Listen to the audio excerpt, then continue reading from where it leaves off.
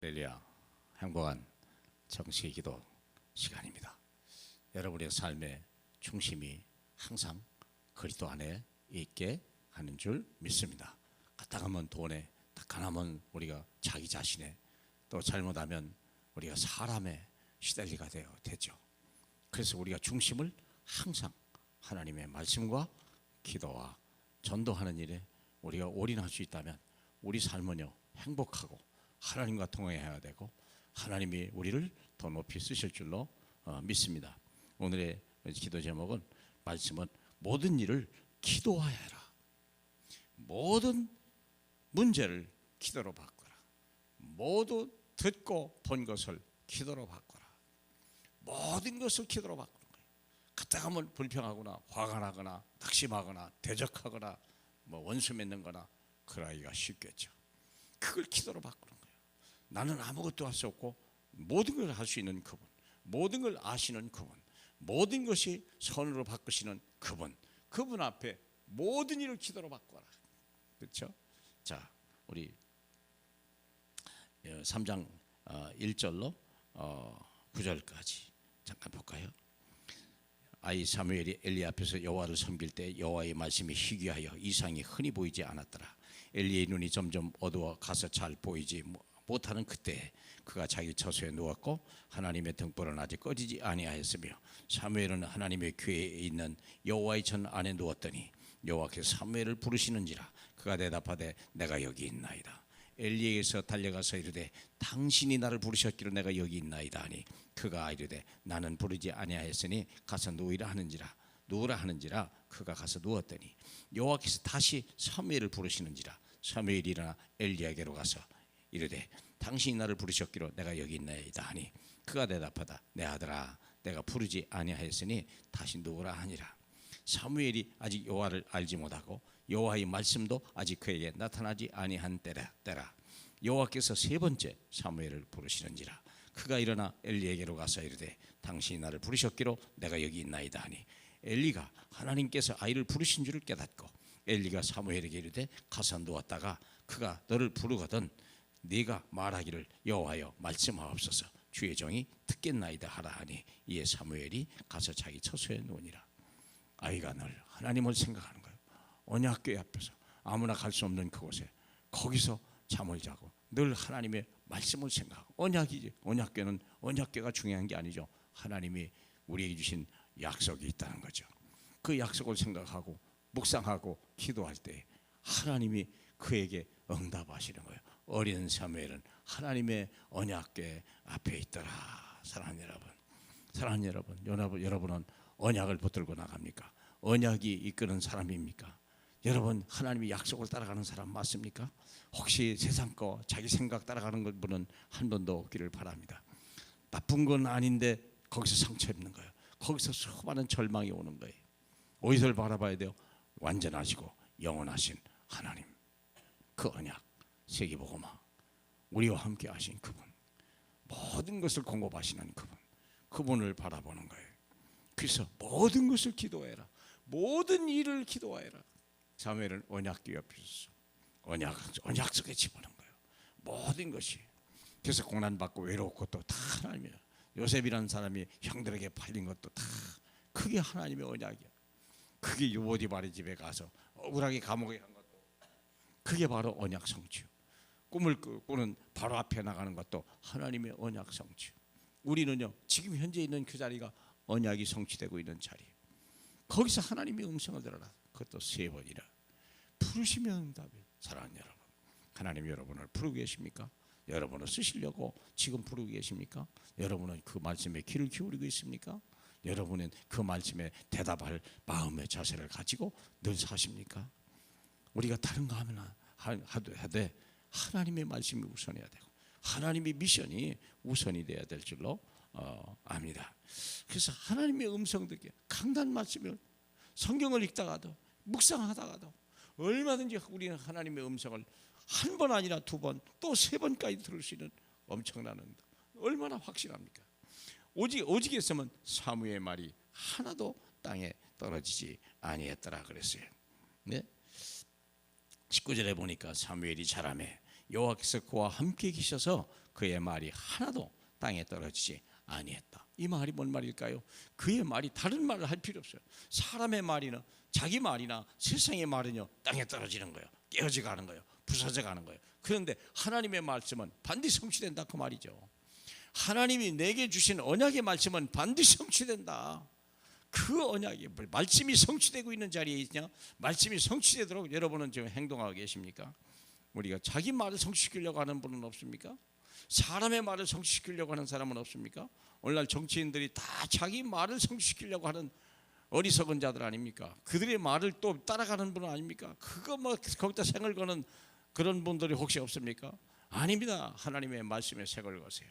그러면 그 말씀은 반드시 성취될 것입니다. 하나님이 정확한 언약 속에 하나님이 우리를 두셨습니다. 우리와 후대가 이 언약 아래 있기를. 그래서 사무엘의 일이 오늘 우리에게도 있고 내 자녀 속에 사무엘이 응답이 있기를 주님의 이름으로 축복합니다. 할렐루야. 영광을 받으실 우리 주님, 하나님의 언약이 우리 안에 늘 살아있고 숨쉬게 하셔서 하나님 눈을 뜨면 하나님의 언약을 달려가게, 눈을 감으면 하나님의 언약을 가지고 묵상하는 저희 되게 하시옵소서. 항상 평안함을 주시옵소서. 항상 소망으로 주시옵소서. 항상 감사가 넘치게 하옵소서. 예수님 이름으로 기도합니다. 아멘.